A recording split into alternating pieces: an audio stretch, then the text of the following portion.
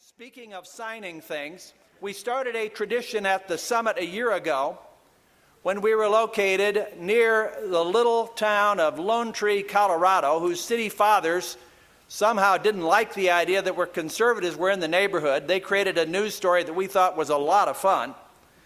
But we created a way to go on record for those who are here and then to put it on the internet so that many others can also sign and go on record. We called it the Lone Tree Declaration, Freedom in the Balance. If you'll open your program book to page 14, just opposite that straw poll that we'll be casting tomorrow, you'll see the text of a slightly updated Lone Tree Declaration 2, Freedom Still in the Balance. I call now on Cabrina Lane, Mackenzie Hughes, and Heather Wynn to help me read into the record the Lone Tree Declaration, after which we will adopt it. Ladies?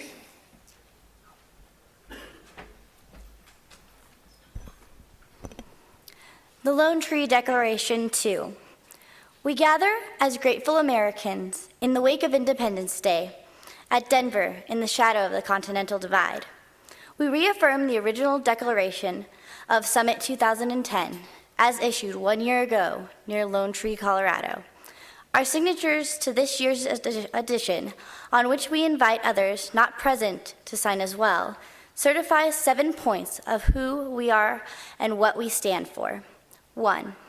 In our adherence to the self-evident truths of the American founding, we are conservatives. 2.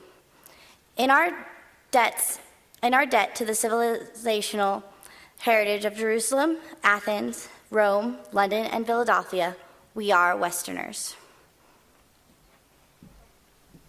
3. In our concern for the mounting threat to liberty, seeing freedom still in the balance as the decisions of 2010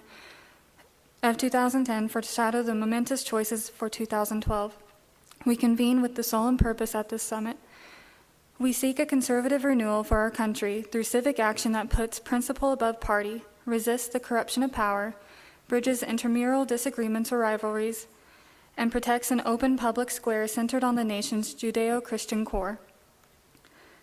5. We commit ourselves unswervingly to a political and social order that upholds individual freedom and personal responsibility, limited government and the rule of law, free enterprise and private property, traditional family values and sanctity of life, compassion for the poor and voluntarism in service to others, natural law and morality, strong defense, and secure borders, all in keeping with the original intent of the Constitution.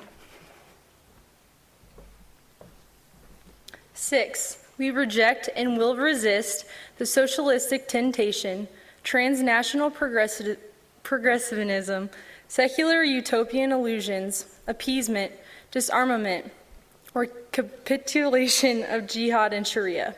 7. Heartened by the signs of free men's awakening in the past 12 months, we yet see grave tests ahead and face them confidently, assured that the race is not to the swift, but to the unyielding. Reminding our compatriots that America has entered a decisive decade for its survival of a free society, and appealing to God for his mercy and help, we declare our fidelity to the spirit of 1776. To its revival, we mutually pledge our solemn faith. Thank you. Thank you. That deserves your applause. Both the sentiments in the Declaration and the 3 CCU students that just helped read it into the record. You heard just now from Mackenzie Hughes. She's a sophomore majoring in business administration from Monument, Colorado. Previous to that, Heather Wynn, a junior majoring in elementary ed from Sapulpa, Oklahoma. And reading the first portion of the Declaration was Cabrina Lane, a sophomore business communications major from Littleton, Colorado. Previously, you'd only seen the men's side of the CCU student body. I think the ladies would want me to put on record that they are indeed a majority of the student body at CCU, and they keep everybody on their toes, and you can see that we're looking at 3 wonderful future leaders in Cabrina, Heather, and Mackenzie. Thank them again, please. Thanks, ladies. By me, okay? It may be highly controversial in this cantankerous group, but I hope I can get a motion to adopt the Lone Tree Declaration. Would you stand and make such a motion? I think, Jeff Coors, have you got a motion? I'll move the declaration. Do I hear a second? Second. All right, seconds are everywhere. We may get this by acclamation. All in favor of adopting Lone Tree Declaration 2, please say aye. Aye. Thank you. All opposed, say nay. Hearing none, Lone Tree Declaration 2 is adopted. Thank you very much. Thank you, ladies.